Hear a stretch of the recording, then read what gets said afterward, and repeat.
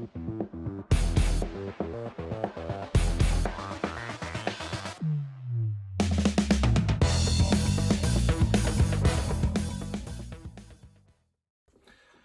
guys, welcome back to the channel. Thanks for tuning back in.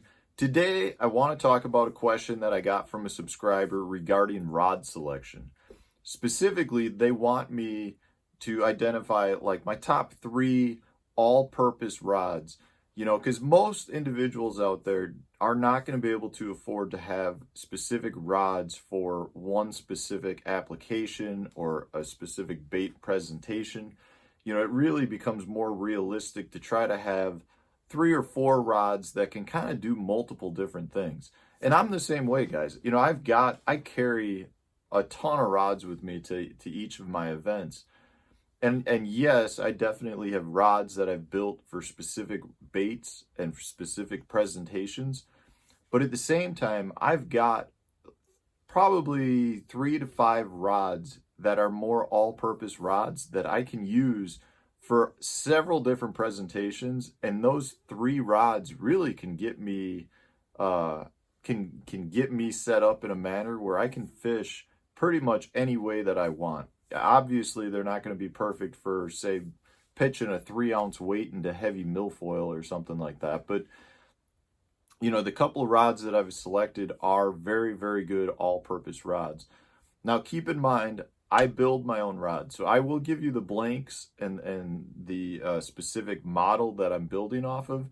But really what I want you guys to take away is just the type of rod that it is, the action, the speed, and what it's built for, so that if you have a different, if you don't build your own rods and you've got a specific brand that you like to use, whether it's St. Croix or Dobbins or whatever it is, you can then go back and look at their selection and say, hey, this fits the same rod blank that Matt built.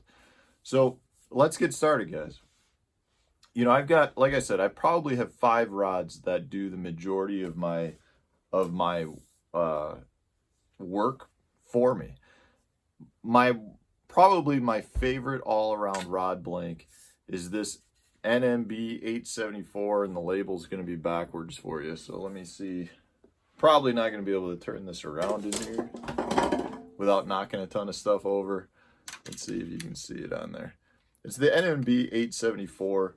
So what that means is it's a 7'3", it's 87 inches long. It's a 4-power rod. This is built for 5/16 ounce, quarter ounce up to 1 ounce rods. It's a fast action rod, but it still has a good parabolic bend to it, so it's not a super fast rod by any means. But this for me is a super, super good flipping rod. So I can throw anything from lighter jigs, lighter Texas rigs, soft stick baits, Texas rigged with 1/8 ounce, 3/16 ounce weights, any sort of light, well, really not just light, but normal flipping, I will throw on this. My jigs, pretty much anything other than when I start getting into the dunking milfoil or hyacinth or that type of thing, then I start going with much heavier rod.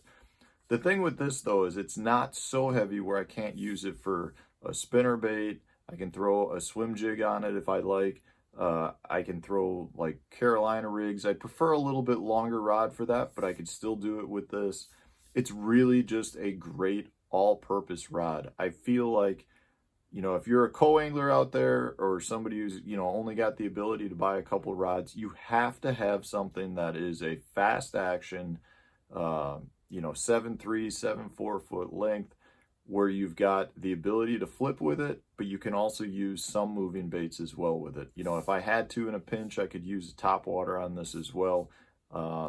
It's just a great all-purpose rod. But if you're talking about any sort of Texas rigs, jigs, flipping, dragging worms, dragging football head jigs, this rod will do it for you. It's a great, great choice if you've only got a few rods to choose from. So guys, you need a medium heavy action, something for that quarter to 1 ounce range that, is roughly 7'3", somewhere in there. Great all-purpose rod. Another choice then that I would do, and this is going to be backwards too, So this is the CB, let's see if you can see that. It's a CB 906. So that means it's a blended rod. So it's both it's a composite rod, you know, of not just graphite. Because of that, this is built for cranking. It's a really good crankbait rod, but what I really like to use it for as well is my chatterbaits and swim baits. So right there, you've just covered a whole range of different things that you can do with it. I would not necessarily flip with this. You know, this can handle bigger weights. This is for a 3/8 ounce to a 1 1/4 ounce baits. But because it's the blended rod, it's a much more moderate speed, and therefore you're not going to have the same hook setting power that you would with a fast action rod. It's really meant for using moving baits that has give in the rod, so that when a fish eats the bait, whether it's a crankbait or a chatterbait or a swim bait, something that's moving, it's a really good rod for doing some lipless crankbaits as well. It's when the fish bites it, the rod tip is soft enough, it'll allow the fish to inhale the bait, and you get really good hookups. So for me, guys, you want to have, you know, I am not a fiberglass rod guy. I want a composite blended rod because it still has the sensitivity of the graphite, but it's a little bit softer and slower in speed. But right here, you know, like I just said, swim baits, chatterbaits, crankbaits, which is a whole vast array of baits you can do with this one rod here. Now, with respect to MHX blanks, they have different versions of this. You can get like a 905, a 906, 907. This is the 906.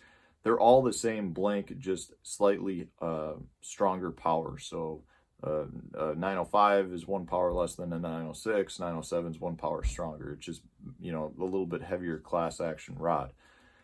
Really what I'm getting at though is you want to have something for your moving baits that has some soft give to it that the fish can inhale, or that will allow the fish to inhale your bait. Between this CB 906 and the NMB 874, really that covers right there a huge gamut of baits for myself. The last rod I'm going to show you then kind of goes the other way around into the spinning rods. So I personally like spinning rods for all of my finesse action stuff.